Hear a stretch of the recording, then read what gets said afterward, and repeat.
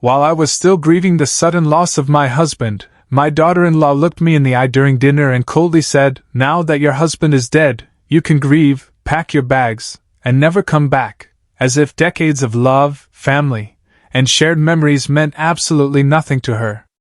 It's me, Myrtle. And let me tell you, there's nothing quite like the raw, gut-wrenching pain of burying your husband of 32 years, only to have your daughter-in-law coldly tell you, "Now that your husband's dead, grieve, pack your bags, and never come back." As if that wasn't enough, my own son, my flesh and blood, just stood there and nodded, a chilling smile on his face. They actually thought they could just erase me, throw me out of the home my husband and I built, the home I poured my entire life into. They had no idea what was coming.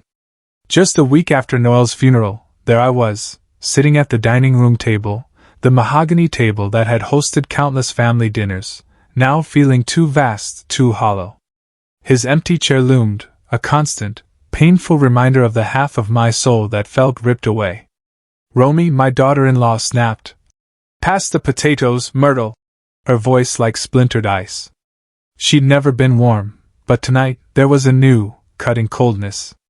My hands, still trembling from the funeral's exhaustion, reached for the bowl. At 71, I thought I was prepared for this day, but nothing could have braced me for this suffocating ache. Wade, my 43-year-old son, sat between us, a silent referee who'd clearly picked his side. He couldn't even meet my eyes, his gaze glued to Romy. "The service was beautiful, wasn't it?" I tried, desperate to fill the suffocating silence. "Your father would have loved seeing so many people there." Romy's fork clinked on her plate with deliberate, chilling precision. "Yes, well, that's actually what we need to discuss with you, Myrtle." My stomach clenched. I searched their faces for any hint of compassion, any sign of shared grief, but all I saw in Romy was cold calculation, and in Wade, an uncomfortable avoidance. "What do you mean?" I asked, dreading the answer that was already forming in my gut. Romy straightened, adopting that posture she always used when delivering an ultimatum.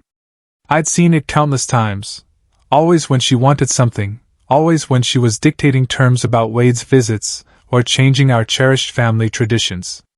"Wade and I have been talking," she began, her voice dripping with that fake sweetness. "Now that Noel is gone, this house is going to be too much for you to handle alone." I blinked, genuinely confused. "Too much? I've managed this house for over 30 years. I know every creaky floorboard, every temperamental faucet." Romy's mask slipped, just a fraction. "Yes, that's exactly the problem. You're not getting any younger, and maintaining a house this size is expensive. Wade and I think it would be best if you moved somewhere more suitable." The words hit me like a physical punch. Moved? This was my home. Noel and I built our entire life here. Wade grew up here. Wade finally mumbled, "Mom, Romy's right. The upkeep alone is going to be overwhelming for you." My voice cracked. "I'm not helpless, Wade. Your father and I saved for years to buy this place. Every room holds memories of our life together." Romy's expression hardened. "Memories don't pay utility bills or property taxes. Be practical, Myrtle." I just stared at her, this woman who had systematically pushed me out of my son's life for 15 years. The woman who convinced Wade that Sunday dinners with his mother were too much pressure, that holiday visits needed to be balanced, which always meant more time with her relatives. "What exactly are you suggesting?" I asked, the answer an icy certainty in my gut. "We think you should look into one of those nice senior communities," Romy said, her tone suggesting she was doing me a tremendous favor. "Somewhere with activities and people your own age. It would be so much better for you than rattling around in this big, empty house." I turned to Wade, desperate for any sign of disagreement. "Wade, you really think I should sell the house where you grew up? Where your father and I?" He cut me off, still not meeting my eyes. "It makes sense, Mom. And honestly, Romy and I could use the space. We've been talking about expanding our family, and this house has so much potential." The full meaning of his words crashed over me like a freezing wave. They didn't just want me gone, they wanted my house. The home Noel and I had lovingly restored, room by room, over 3 decades. Now that the suegra died, live your grief. Pack your bags and never come back. Romy's voice suddenly lost all pretense of civility. The house was never really yours anyway. That Spanish word for mother-in-law rolled off her tongue with casual cruelty, as if she were discussing disposing of old furniture instead of throwing out her husband's mother. Wade looked up then, and for a fleeting moment, I saw something flicker in his eyes, uncertainty, perhaps even guilt. But then he smiled and nodded. She's right, Mom. This house was Dad's and now it's mine. You were just living here. My world tilted on its axis. Just living here. As if 32 years of marriage, of building a life and raising a family, amounted to nothing more than extended house sitting. I see, I said quietly, my voice steadier than I felt. Inside, something was breaking apart. Not just my heart, but my understanding of who my son was, who my family was. I stood up slowly, my legs unsteady. I'll need some time. 2 weeks. Romy cut me off. That should be plenty of time to find somewhere suitable and arrange for movers. 2 weeks. Not 2 months. Not even a reasonable timeline to grieve and plan. 2 weeks to dismantle a lifetime. Wade finally looked directly at me. And what I saw there was worse than anger or hatred. It was indifference. Complete, casual indifference to my pain. It's for the best, Mom, he said, as if convincing himself as much as me. You'll see. I walked upstairs to the bedroom I'd shared with Noel. Each step felt like climbing a mountain. The room still smelled like his cologne. His reading glasses were on the nightstand, exactly where he'd left them the night before his heart attack. I sat on the edge of our bed and stared at my reflection in the dresser mirror. The woman looking back seemed older than 71, her silver hair limp, her blue eyes dulled by shock and grief. In 2 weeks, I would have to leave this room where I'd said goodbye to Noel just 7 days ago. I would have to pack up 32 years of marriage into boxes and surrender it all to a son who just told me I'd never really belonged here anyway. But as I sat there in the gathering darkness, something else began to stir beneath the grief and shock. A small, hard kernel of determination. Noel had always handled our finances, but he'd taught me to be thorough, to pay attention to details. Tomorrow, I would start making arrangements. I would call the bank and begin the process of figuring out exactly what I was entitled to. Because if Wade and Romy thought they could just erase me from this family without consequence, they might be in for a surprise. The first thing I needed to do was understand exactly what Noel had left behind, and to whom. The morning sun felt different, streaming through the kitchen windows as I sat alone at the breakfast table, nursing my second cup of coffee. 10 days had passed since that awful dinner, and the house felt like it was holding its breath, waiting for me to leave. Yesterday, I'd overheard Romy on the phone with a contractor, scheduling estimates for once the old woman moves out. I'd spent those 10 days in a strange bubble of numbness, mechanically sorting through belongings, trying to ignore the growing knot of anxiety in my stomach. But this morning, I finally felt ready to face the practical matters no one would have expected me to handle. The drive to First National Bank took 15 minutes through the familiar streets of our neighborhood. I'd been making this same drive for over 20 years, usually with Noel in the passenger seat handling our banking business while I waited in the car. He'd always been protective of our finances, not because he didn't trust me, but because he said it was one less thing for me to worry about. Now, I wished I'd paid more attention. Mrs. Patterson, the bank manager, greeted me with the careful sympathy reserved for recent widows. Mrs. Henderson, I was so sorry to hear about Noel. He was such a gentleman, always asking about my grandchildren. Thank you, Helen. He spoke fondly of you, too. I settled into the chair across from her desk, my purse clutched tightly in my lap. I need to understand my financial situation. Noel handled everything, and I'm afraid I'm rather lost. Helen's expression softened with understanding. Of course, let me pull up your accounts. She turned to her computer, fingers clicking across the keyboard. After a moment, her eyebrows rose slightly. Oh my, is something wrong? My heart jumped. Had Wade and Romy somehow already gained access to our accounts? Not wrong, exactly. It's just, there are quite a few accounts here, more than I was expecting. Helen's voice held a note of surprise. Let me start with the joint checking account you and Noel use for household expenses. She printed out a statement and slid it across the desk.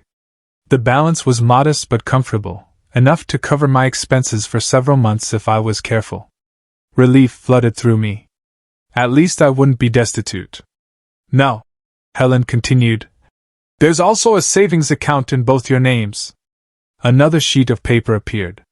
This balance was significantly larger, enough to sustain me for years if necessary. That's wonderful, I said, feeling some of the tension leave my shoulders. Noel was always careful about saving. Yes, he was very methodical, Helen agreed, but she was still frowning at her screen. Mrs. Henderson, I'm seeing several other accounts here that I need to verify. Some appear to be in your name only. When was the last time you reviewed your complete financial portfolio with Noel? My name only? I echoed, confused. That doesn't sound right. Noel managed all our finances. Helen's fingers flew over the keyboard again. According to our records, there are 4 additional accounts. 2 CDs, a money market account, and this is interesting. A trust account that was established 5 years ago. My head began to spin. I don't understand. Noel never mentioned any of this to me. May I ask, did your husband ever express concerns about your family situation? Sometimes clients establish separate accounts as a form of protection. The question caught me off guard. Protection from what? I'm not sure what you mean. Helen hesitated, clearly choosing her words carefully.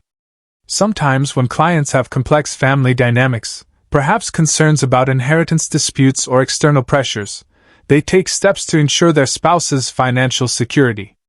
I thought about Noel's behavior over the past few years. How he'd started asking pointed questions about Romy's spending habits. How he'd grown quiet whenever Wade mentioned their financial struggles. How he'd insisted on handling all our banking personally, never allowing Wade to accompany him, even when our son offered. Can you tell me about these other accounts? I asked, my voice barely above a whisper. Helen printed several more pages. The first CD has been rolling over annually for 7 years. The second was opened 3 years ago. The money market account has been receiving automatic transfers from your joint checking account. Small amounts, $50 here and there, but over time. She handed me the statements. The numbers swam in front of my eyes. These weren't modest emergency funds. These were substantial amounts of money. Enough to buy a house. Enough to live comfortably for decades. How is this possible? I asked. I never signed anything. You actually did, Helen said gently, pulling out a file folder. Your signatures are on all the paperwork. It appears Noel brought you in to sign documents, probably telling you they were routine banking updates or insurance forms. I stared at the papers she showed me. There was my signature, dated and witnessed, on forms I didn't remember signing, but looking at the dates, I could place some of them. The day we'd come in to update our address after the house numbers changed. The time we'd switch to a new type of checking account. He never told me what I was really signing, I whispered. It's not uncommon, Helen said carefully. Some spouses prefer to handle the details to avoid causing stress or confusion. And legally, everything is above board. These accounts are legitimately yours. I tried to process what this meant. While Wade and Romy were measuring my kitchen and planning their renovations, while they were treating me like a burden to be disposed of, I had resources they knew nothing about. There's one more thing, Helen said, her voice even more cautious now. The trust account I mentioned, it's been receiving transfers from a business account for the past 5 years. The Henderson Construction Trust. I believe that was your husband's company. Yes, but Noel sold the business when he retired. Wade said the money from the sale was barely enough to pay off debts. Helen consulted her screen again. According to our records, the business account is still active. There have been regular deposits and then transfers to your trust account. Mrs. Henderson, I think you need to speak with the business accountant. There may be more to your financial picture than you realize. I left the bank in a daze, my purse heavy with account statements and printouts. Instead of driving straight home, I pulled into the parking lot of a small cafe and sat in my car, reading through everything Helen had given me. The numbers didn't lie. Somehow, without my knowledge, Noel had been systematically protecting me. Every account, every investment, every trust fund was structured to ensure I would be financially independent. As I studied the trust account statements, a pattern emerged. The deposits corresponded with Wade's visits over the past 5 years. Always larger amounts after Wade had asked his father for small loans. Or when Romy had hinted about their financial struggles. Noel had been giving our son money, but he'd been protecting an equal or greater amount for me. As if he'd known that someday I might need to stand on my own. My phone buzzed with a text from Wade. Mom, Romy found a realtor to list the house. We can start showing it next week. Hope you're making progress on finding a place. I stared at the message for a long moment, then looked again at the bank statements in my lap. Wade and Romy were so confident, so certain they held all the cards. They had no idea that their careful plans were built on a foundation they didn't understand. Tomorrow, I would call the business accountant. I would find out exactly what else Noel had left behind. And then I would decide what to do with the knowledge that my husband had loved me enough to ensure I'd never be at anyone's mercy. The grief was still there, as fresh and sharp as ever. But underneath it, something else was growing. A quiet strength I hadn't felt in years. The accounting office of Morrison & Associates sat in a modest strip mall between a dry cleaner and a tax preparation service. I'd never been here before. Noel had always handled the business meetings himself, claiming it was boring paperwork that would only give me a headache. Now I understood he'd been protecting me from more than just tedium. Margaret Morrison looked to be about my age, with steel-gray hair pulled back in a practical bun and kind eyes behind wire-rimmed glasses. She'd been handling Henderson Construction's books for over 15 years, and her expression when I'd called yesterday had been carefully neutral. Mrs. Henderson, she said, gesturing to a chair across from her cluttered desk. First, let me offer my condolences. Noel was a good man and an honest businessman. I'm going to miss our quarterly meetings. Thank you. I wish I could say I knew him as well in business as you did. I settled into the chair, my new bank statements tucked safely in my purse.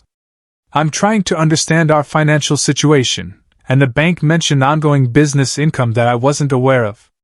Margaret's eyebrows rose slightly. You weren't aware? That's unusual. Noel spoke about you often, and I assumed. She trailed off, seeming to reconsider her words. Please, I need to understand what's been happening. My son tells me the business was sold years ago and barely covered its debts. Sold? Margaret looked genuinely confused. Mrs. Henderson Construction wasn't sold. It was restructured. She turned to her computer, pulling up files. 5 years ago, Noel transferred ownership of the company assets into a trust. The Henderson Construction Trust. You're listed as the primary beneficiary. The room seemed to tilt slightly. I'm the owner of the construction company? Well, the trust owns it, and you own the trust. It's been quite successful, actually. Your husband was very careful about the contracts he accepted after the restructuring. Smaller jobs, reliable clients, steady income rather than the boom and bust cycle of larger commercial projects. She printed out several pages and handed them to me. These are the profit and loss statements for the past 5 years. As you can see, the company has been generating consistent revenue. I stared at the numbers, my hands trembling slightly. The annual profits were substantial, more than enough to explain the regular deposits I'd seen in the trust account statements. But Noel retired, I said weakly. He wasn't working anymore. He stepped back from the day-to-day operations, yes, but he maintained oversight and handled the larger strategic decisions. The actual construction work has been managed by Tom Bradley. I believe you know him. I nodded. Tom had worked for Noel for over 20 years, starting as a young apprentice and working his way up to foreman. He'd been at the funeral, one of the few people there who'd seemed genuinely grief-stricken. Tom has been essentially running the company for the past 5 years. Margaret continued. Noel structured it so that Tom receives a percentage of the profits as a performance bonus, which has kept him motivated and loyal. It's been a very successful arrangement. Why didn't Noel tell me any of this? The question came out as barely a whisper. Margaret hesitated, clearly uncomfortable. Mrs. Henderson, this might not be my place to say, but Noel was concerned about family pressures. He mentioned that your son had been struggling financially, and that his wife had expensive tastes. Noel worried that if the family knew about the continued business income, there would be expectations and demands that might compromise your future security. The pieces were falling into place with devastating clarity. Every time Wade had asked his father for a loan, every time Romy had made comments about how comfortable we seemed, Noel had been calculating how to help our son without sacrificing my future independence. He was protecting me, I said, the words heavy with realization. He was protecting both of you in different ways, Margaret said gently. The loans he made to Wade over the years were substantial, but they came from the business operating account, not from your personal assets, and he was very careful to document everything properly. She pulled out another file folder. These are copies of all the loan agreements between the business and your son. Noel insisted on treating them as formal business transactions, with payment schedules and interest rates. I opened the folder with shaking hands. Page after page of loan documents, each one signed by both Noel and Wade. The amounts were staggering, tens of thousands of dollars over the past 5 years, supposedly for Wade's various business ventures and investments. Has Wade been making payments on these loans? I asked, though I already suspected the answer. Margaret's expression grew uncomfortable. The payment schedule shows significant arrears. As of last month, the outstanding balance, with accumulated interest, is approximately $87,000. The number hit me like a physical blow. Wade owed the family business, my business, nearly $90,000, while simultaneously claiming his father had left nothing but debts. What happens to these loan obligations now? I asked. They transfer with the business assets. As the new owner of the trust, you have the legal right to demand payment, or restructure the terms as you see fit. I thought about Wade and Romy measuring my kitchen, planning their renovations, discussing when they could start showing the house. They were so confident, so certain they deserved everything Noel had built. There's one more thing you should know, Margaret said, her voice even more careful now. Last month, your son contacted me directly. He said that with his father's passing, he'd be taking over management of the business affairs. He asked me to prepare transfer of ownership documents, and I told him I need written authorization from the trust beneficiary, from you. He seemed surprised that you were involved in the business structure at all. So Wade had been planning to claim the business along with the house, assuming I was too grief-stricken and naive to understand what was happening. The betrayal cut deeper than I thought possible. Margaret, I need to ask you something confidential, I said. If I wanted to maintain the current business structure, with Tom continuing to manage operations, would that be feasible? Absolutely. Tom has been hoping to hear from you. Actually, he's concerned about the company's future and his own job security. If you're willing to maintain the status quo, I think you'd find him very reliable and grateful for the opportunity to continue. I gathered up all the papers, my mind reeling with the implications of what I'd learned. The business was mine. The substantial debt Wade had accumulated was real and legally enforceable, and neither he nor Romy had any idea that their plans were built on a foundation of lies and assumptions. I'd like to schedule a meeting with Tom as soon as possible, I said, and I want to understand all of my options regarding the outstanding loans. Of course. Shall I call Tom this afternoon? Yes, please. And Margaret, I'd appreciate it if this conversation remained confidential for now. Absolutely. Client confidentiality is sacred in this business. As I drove home, my phone buzzed with another text from Romy. Myrtle, the realtor, wants to schedule a photographer for tomorrow. Make sure the house is clean and decluttered. First impressions matter for potential buyers. I stared at the message for a long moment before tucking my phone away without responding. Let them plan their photography session. Let them imagine their future in my house. Spending money they thought they'd inherited. They had no idea that the foundation they were building their dreams on was about to crumble beneath them.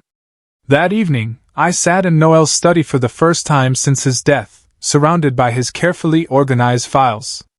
Now I understood why he'd been so meticulous about record-keeping, why he'd insisted on proper documentation for every transaction.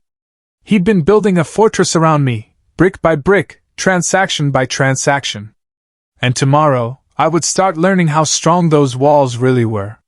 Tom Bradley's weathered hands wrapped around his coffee mug as we sat in my kitchen the next morning. At 55, he still had the broad shoulders and calloused palms of a man who'd spent his life building things, but his eyes held a weariness I'd never seen before. "Mrs. Henderson, I gotta be honest with you," he said, his voice rough with emotion. "I've been worried sick since Mr. Noel passed. Wade came by the job site last week, talking about evaluating assets and streamlining operations. It didn't sound good for folks like me." I poured myself another cup of coffee, using the familiar routine to steady my nerves. "Tom, what exactly did my son tell you?" "He said the family was going through some financial difficulties, that tough decisions would need to be made about the business. He wanted me to give him a complete list of all our current contracts, equipment, and cash flow projections." Tom's jaw tightened. He also asked about the keys to the equipment yard and the office. "And what did you tell him?" "That I'd need to talk to whoever was actually in charge. Mr. Noel always told me that if anything happened to him, I should wait for proper instruction from the legal owner." Tom met my eyes.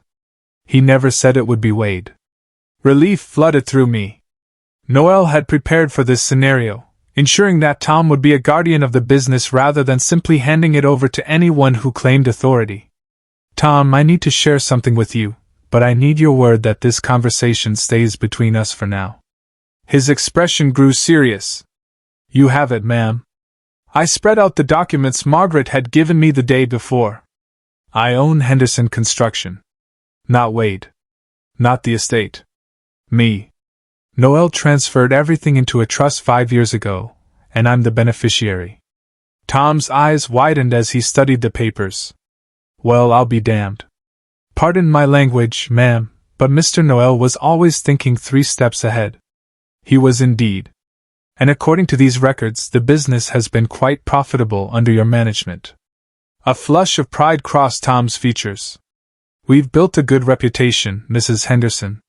Steady clients, quality work, fair prices. Mr. Noel taught me that repeat customers are worth more than any single big score. I want you to continue exactly as you have been," I said. "But I need to understand something. Wade has been less than honest about the family's financial situation. Can you tell me about any interactions you've had with him regarding business matters?" Tom's expression darkened. "There have been several over the years. He'd come around when Mr. Noel wasn't there, asking about cash flow, wanting to know about upcoming payments from clients.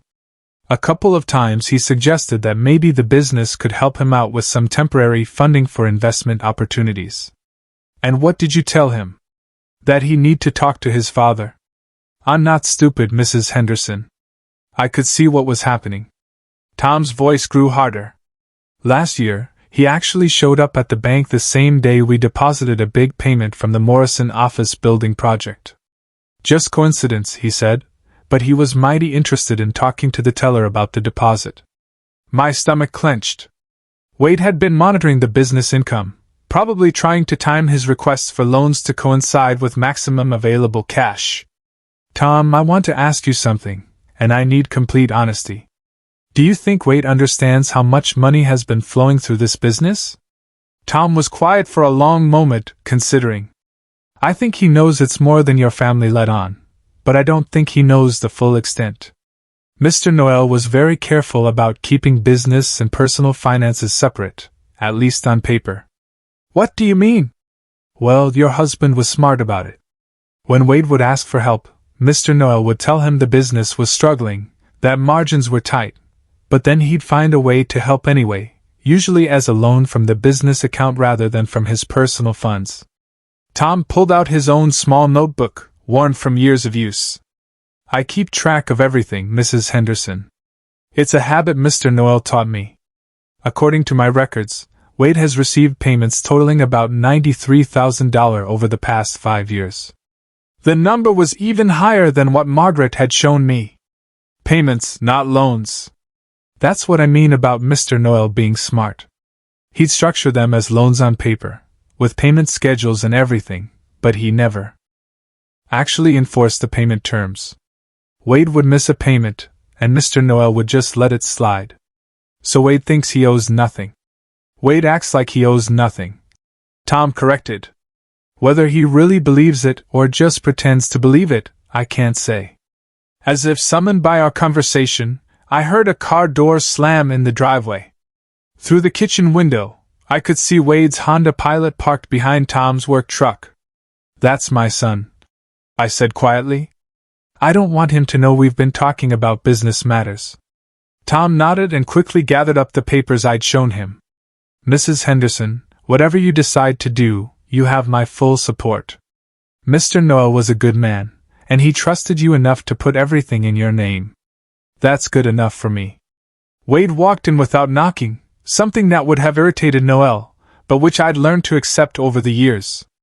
Morning, Mom, he said, barely glancing at Tom. I wasn't expecting company. Tom stopped by to check on me, I said smoothly. You know how thoughtful he's always been. Right.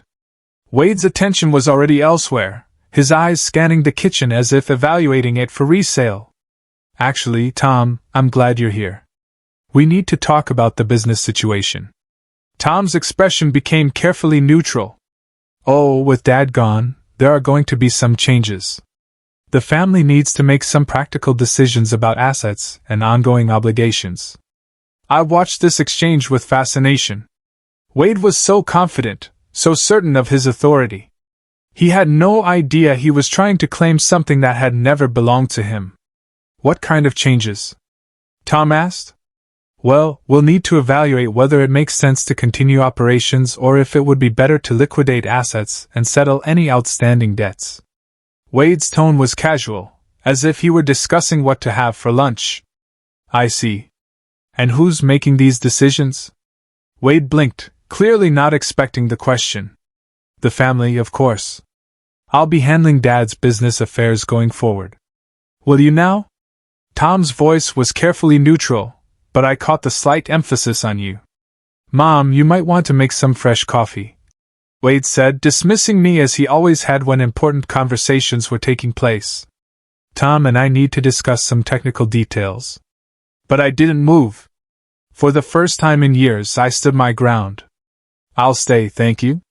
This is my kitchen, and Tom is my guest. Wade looked surprised, but shrugged. Fine, Tom. I'll need you to prepare a complete inventory of all equipment, vehicles, and current contracts. I'll also need access to the business accounts so I can assess the financial situation. I'd be happy to help with that, Tom said carefully. Who should I coordinate with regarding authorization for account access? With me, obviously. And you have the legal authority to access Henderson construction accounts because… Wade's confidence wavered slightly. Because I'm Noel Henderson's son and heir, I see. And do you have documentation showing that you're authorized to act on behalf of the business? The kitchen fell silent except for the ticking of the old clock above the sink. Wade's face was reddening, and I could see him struggling between irritation and uncertainty. Look, Tom, I don't think you understand the situation here, Wade said, his voice taking on the condescending tone he used when he felt challenged. This isn't a hostile takeover. I'm trying to clean up Dad's affairs and make sure everyone gets taken care of, but I can't do that if you're going to make things difficult. I'm not trying to make things difficult, Tom replied evenly. I'm just trying to understand who I'm supposed to be taking orders from. Your father was very clear about proper procedures and documentation. Wade turned to me, clearly expecting support. Mom, explain to Tom that I'm handling Dad's business matters now. I looked at my son, this man who was planning to sell my house out from under me, who had accumulated nearly $90,000 in debt while claiming his father left nothing behind. And I made my choice. Actually, Wade, I think Tom is right to ask for proper documentation, I said quietly. Your father was always very careful about these things. Wade stared at me as if I'd grown a second head. What are you talking about? I'm talking about making sure everything is handled properly and legally. Surely you can understand the importance of that. For the first time since this conversation began, Wade looked uncertain, and watching that uncertainty creep across his features, I felt something I hadn't experienced in years. Power. The phone call came at 7 in the morning, 3 days after my confrontation with Wade in the kitchen. I'd been expecting it. You can't question someone's assumed authority without consequences, especially when that someone is used to getting his way. Mom, we need to talk. Now. Wade's voice was tight with barely controlled anger. Romy and I are coming over. It's rather early, don't you think? This can't wait. We'll be there in 20 minutes. The line went dead before I could respond. I took my time getting dressed, choosing a navy blue dress that Noel had always said made me look dignified. If this was going to be a confrontation, I intended to face it properly. They arrived exactly 20 minutes later, Romy's heels clicking aggressively on the front porch. I opened the door before they could knock, maintaining the small advantage of being the hostess in my own home. Good morning, I said pleasantly, as if this were a social visit. Romy pushed past me into the living room, her designer purse clutched like a weapon. Wade followed, his face grim. They both remained standing, positioning themselves between me and the door in what I recognized as an intimidation tactic. Mom, I don't know what kind of game you think you're playing, Wade began. But Tom Bradley called yesterday and said he can't provide me with business information without proper authorization. What did you tell him? I settled into Noel's favorite armchair, the one with the best view of the room. I told him to follow proper procedures. Your father would have expected that. Proper procedures? Romy's voice was shrill. Wade is Noel's son and heir. What more authorization does anyone need? Legal authorization, I said calmly. The kind that comes with actual ownership. Wade's eyes narrowed. What are you talking about? Dad's will leaves everything to the family. I'm the executor, which means I handle all the assets until probate is settled. Actually, Wade, that's not quite accurate. I reached for the folder I'd placed on the side table, the one containing all the documents Margaret Morrison had given me. Wade and Romy both tensed as I opened it. Your father's will does indeed leave his personal possessions and this house to the family, I continued. But Henderson Construction isn't part of his estate. It hasn't been for 5 years. What are you talking about? Wade demanded. I pulled out the trust documents and set them on the coffee table between us. Henderson Construction has been owned by the Henderson Construction Trust since 2019. I am the sole beneficiary of that trust. The silence that followed was deafening. Romy reached for the documents first, her manicured fingers shaking as she scanned the legal language. Wade read over her shoulder, his face growing pale. This is impossible, Romy whispered. You don't know anything about business. You never even balanced a checkbook. You're right. I didn't. Your father handled all of that. But apparently he understood things about our family situation that I was too naive to see. Wade sank onto the sofa as if his legs had given out. But the business was struggling. Dad always said margins were tight, that there was barely enough to keep operations running. The business has been quite profitable, actually. Here are the financial statements for the past 5 years. I handed him another set of papers. Watching Wade's face as he processed the numbers was like watching someone realize they'd been playing chess while everyone else was playing checkers. These profits. Wade's voice was barely audible. Where did this money go?